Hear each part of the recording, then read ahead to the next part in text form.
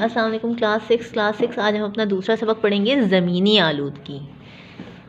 آپ نے لفظ ماحول تو اکثر سنا ہوگا اور اپنی گفتگو میں بھی استعمال کیا ہوگا۔ ماحول سے مراد زمین میں پائے جانے والی وہ تمام اشیاء اور حالات ہیں جن کا تعلق کسی نہ کسی طرح ہماری زندگی سے ہے۔ وہ تمام چیزیں جو ہماری زندگی کی ضروریات کو پورا کرنے کی صلاحیت رکھتے ہیں انہیں کیا کہتے ہیں؟ وسائل۔ ان میں پانی، ہوا، سورج کی روشنی، حرارت، پیڑ پودے اور جانور سب شامل ہیں۔ ہمیں سانس لینے کے لیے ہوا، پینے کے لیے پانی کی ضرورت ہوتی ہے۔ اسی طرح ہمیں غذا کے لیے، غذا کی پیداوار کے لیے مٹی، پانی، ہوا اور سورج کی حرارت کی ضروری ہے۔ دوسرے معنوں میں اگر یہ تمام وسائل مہیا نہ ہوں تو زندگی کا وجود ممکن نہیں رہے گا۔ ان وسائل سے بھرپور فائدہ اسی وقت اٹھایا جا سکتا ہے جب ماحولیاتی نظام میں توازن برقرار رہے اور کسی قسم کا بگاڑ پیدا نہ ہو۔ مثلا اگر آج زمین کی جسامت دگنی ہو جائے یا سورج سے فاصلہ کم ہو جائے تو توازن بگڑ جائے گا۔ دن رات کی طوالت اور موسموں میں فرق آ جائے گا۔ برف زیادہ پگھل جانے سے سمندروں میں طغیانی آ جائے گی۔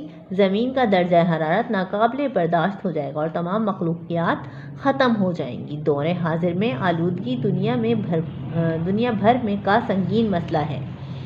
ایک تحقیق کے مطابق ہماری زمین آلودگی سے ناقابل تلافی نقصان پہنچ رہا ہے اور یہ خطرناک صورت اختیار کر چکی ہے۔ ایسی تمام ملاوٹیں اور رد و بدل جو قدرتی ماحول کو تبدیل کر دیں آلودگی کہلاتی ہیں۔ یہ آلودگی خود نہیں آئی بلکہ انسان کی اپنی بے ربط ترقی اور بے تحاشا سائنسی ایجادات کے نتیجے میں ملی ہیں۔ انسان نے اپنی وقتی فائدے کے لیے بے سوچے سمجھے ایسی سرگرمیاں اختیار کیں جنہوں نے ماحول کے حسن کو غارت کر دیا۔ مٹی کرۂ ارض پر تمام جانداروں کی زندگی کا بنیاد ہے جسے خراب یا آلودہ کرنا زمینی آلودگی کہلاتا ہے۔ زمین پر انسانی آبادی بڑھ رہی ہے، شہر اور گاؤں پھیل رہے ہیں، کاشتکاری کا رقبہ بڑھانے، تعمیرات اور ایندھن کی ضرورت کو پورا کرنے کے لیے بے تحاشا جنگلات کاٹے جا رہے ہیں۔ اس سے زمین کٹاؤ کا شکار ہو کر بنجر ہو رہی ہے۔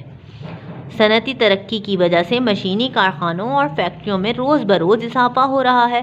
ذرائع آمد و رفت کے لیے گاڑیاں استعمال کی جاتی ہیں۔ گاڑیاں اور مشینیں ڈیزل اور پیٹرول سے چلتی ہیں جو کئی قسم کی زہریلی گیسیں خارج کرتی ہیں جس سے کاربن ڈائی آکسائیڈ اور آکسیجن کا توازن بگڑ کر درجہ حرارت بڑھنے کا سبب بن رہا ہے۔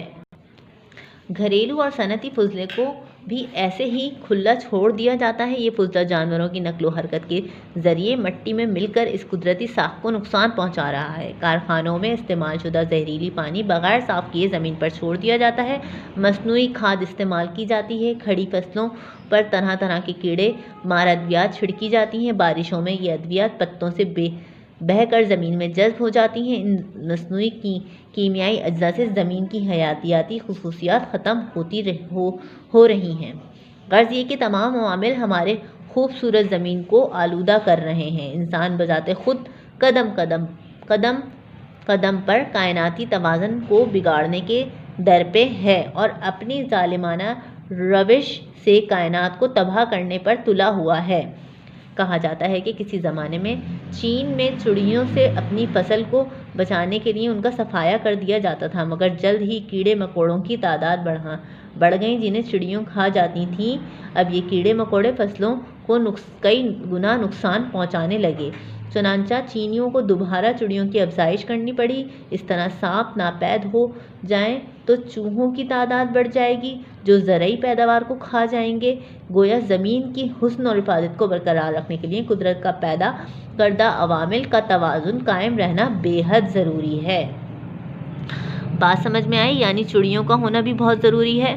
وہ کیڑے مکوڑوں کو کھاتی تھیں، سانپ چوہوں کو کھا جاتے تھے جس کی وجہ سے فصل صحیح رہتی تھی۔ اگر یہ سب نہ ہو یعنی اللہ تعالیٰ کی قدرت ایسی ہے کہ یہ عوامل کو توازن قائم رکھتے ہیں۔ ضرورت اس امر کی ہے کہ زمین کو بنجر ہونے سے بچایا جائے، زیادہ سے زیادہ درخت لگائے جائیں، کیمیائی ادویات اور مصنوعی کھاد کا کم سے کم استعمال کیا جائے، صنعتی اور گھریلو فضلے کا حفظان صحت کے اصولوں کے مطابق ٹھکانے لگایا جائے، زہریلی اور کیمیائی اجزاء مل کے پانی کو صاف کیے بغیر زمین میں نہ چھوڑا جائے۔ زمینی آلودگی سے پاک معاشرہ ہمارے ماحول کو صاف ستھرا رکھنے میں ہم سب کا ذمہ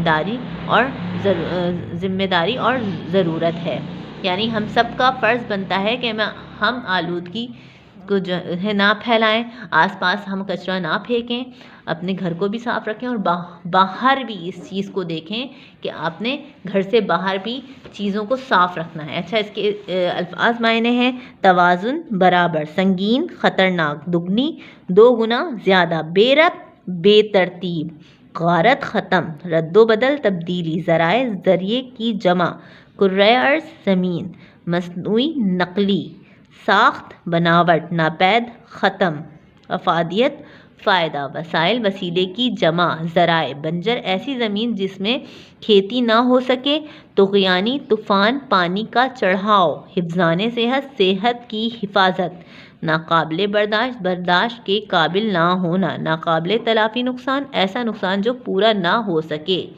ٹھیک ہے، یہ مشکل الفاظ ہیں جو اس سبق سے ہیں، دیے گئے ہیں۔ آپ نے اس سبق کی اچھی سی بلند خوانی کرنی ہے۔ ٹھیک ہے، اوکے، اللہ حافظ۔